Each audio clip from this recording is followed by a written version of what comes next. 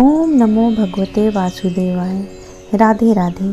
आज हम पुत्रदा एकादशी की संपूर्ण कथा के बारे में श्रवण करेंगे। एक बार युधिष्ठिर ने पूछा कि हे मधुसूदन, श्रावण के शुक्ल पक्ष में किस नाम की एकादशी होती है? कृपया मेरे सामने उनका वर्णन कीजिए। भगवान श्री कृष्ण बोले, हे राजन, प्राचीन काल की बात है।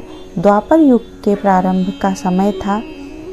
महिषमीतपुर में राजा महिजीत अपने राज्य का पालन करते थे, किंतु उन्हें कोई पुत्र नहीं था, इसलिए वह राज्य उन्हें सुखदायक नहीं प्रतीत होता था।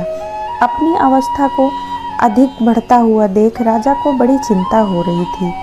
उन्होंने प्रजा वर्ग को बैठाकर इस प्रकार कहा, प्रजाजनों, इस जन्म में मुझसे कोई अपराध नहीं हुआ है। मैंने अपने खजाने में अन्याय से कमाया हुआ कोई भी धन एकत्र नहीं किया है। ब्राह्मणों और देवताओं का धन भी मैंने कभी नहीं लिया। पुत्रवत प्रजा का पालन किया है। धर्म से पृथ्वी पर अधिकार जमाया है।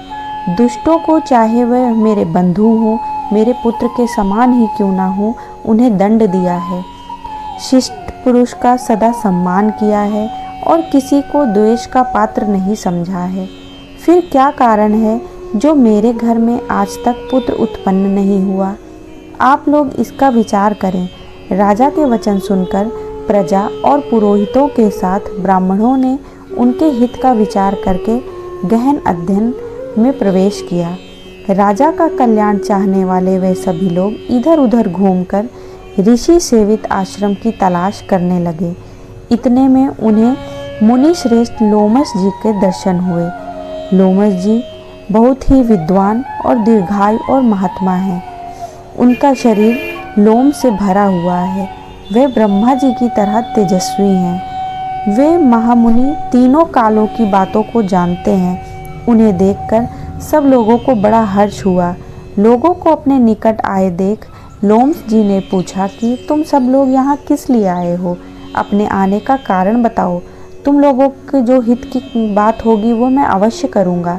प्रजाजनों ने कहा, ब्राह्मण, इस समय महेजित नाम वाले जो राजा हैं उनको कोई पुत्र नहीं है।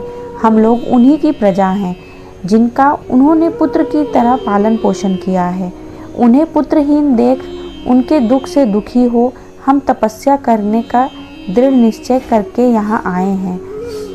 द्विजोत्तम राजा के भाग्य में इस समय हमें अपना दर्शन मिल गया है।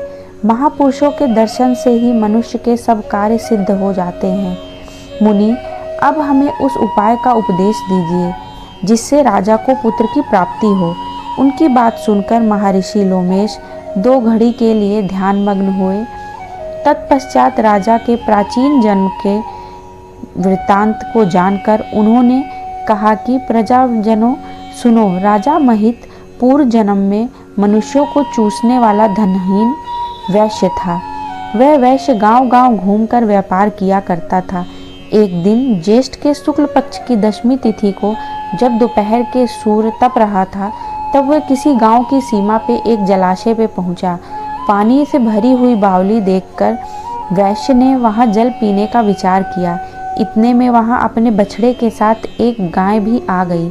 वह प्यास से व्याकुल और ताप से पीड़ित थी, अतः बावली में जाकर जल पीने लगी। वैश्य को पानी पीती हुई गाय को हाँक कर दूर हटा दिया और स्वयं पानी पीने लगा। उसी पाप के कर्म के कारण राजा इस समय पुत्रहीन हुए हैं। किसी जन्म के पुण्य से इन्हें निष्कंटक राज्य की प्राप्ति हुई है। प्रजाजनों ने कहा, मुनि, पुराणों में तो उल्लेख है कि प्रायश्चित से सभी पुण्य से पाप नष्ट हो जाते हैं, अतः ऐसा कोई पुण्य कर्म का उपदेश बताइए जिससे इनके पाप नष्ट हो जाएं। लोमस जी बोले, प्रजाजनों, श्रावण मास की शुक्ल पक्ष में जो एकादशी होती है वह पुत्रदा एकादशी के नाम से जानी जाती है और वह मनवांछित फल प्रदान करने वाली है। तुम लोग उसी का व्रत करो। यह सुनकर प्रजाजन मुनि को नमस्कार किया और नगर में आकर विधि पूर्वक पुत्रदा एकादशी का व्रत का अनुष्ठान किया। उन्होंने विधि पूर्वक जागरण भी किया और उनके निर्मल पुण्य राजा को अर्पण कर दिया। तत्पश्चात रानी ने गर्भ धारण किया और प्रसव के समय आने वाले बलवान पुत्र को जन्म दिया। इसका महत्व सुनकर मनुष्य पापों से मुक्त हो जाता है और इस लोक के सुख पाकर वह परलोक के स्वर्ग को प्राप्त होता है। यह पर एकादशी का महात्म पूर्ण होता है। तो ये थी एकादशी की व्रत कथा। आशा है आपको कथा उपयोगी लगी होगी। राधे राधे।